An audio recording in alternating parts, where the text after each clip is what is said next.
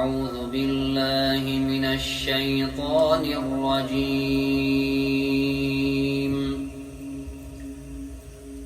بسم الله الرحمن الرحيم.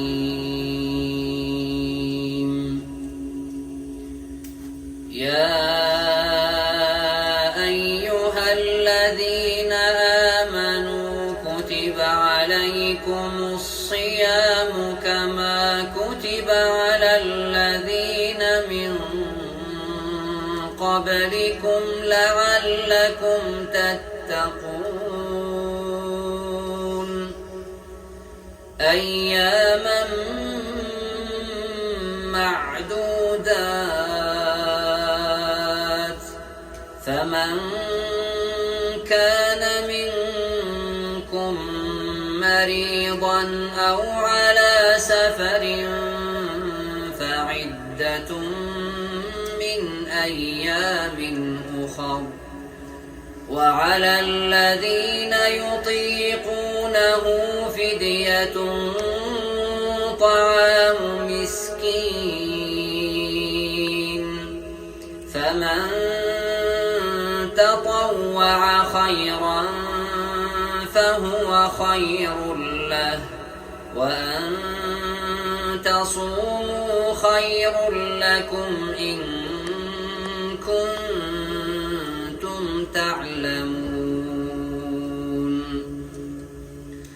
شهر رمضان الذي أنزل فيه القرآن هدى للناس وبينات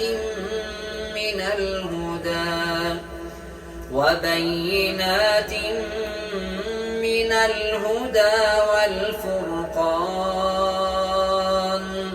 فمن شهد منكم الشهر فليصمه، ومن كان مريضا أو على سفر فعدة من أيام أخر.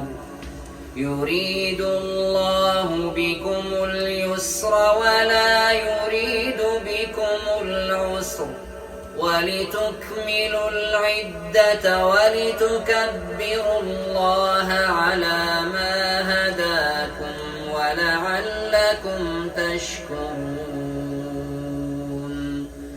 وإذا سألك عبادي عني فإني قريب أجيب دعوة الداع إذا دعان،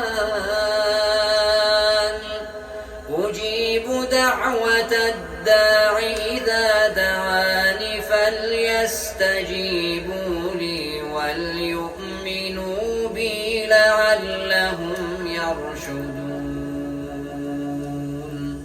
صدق الله العظيم.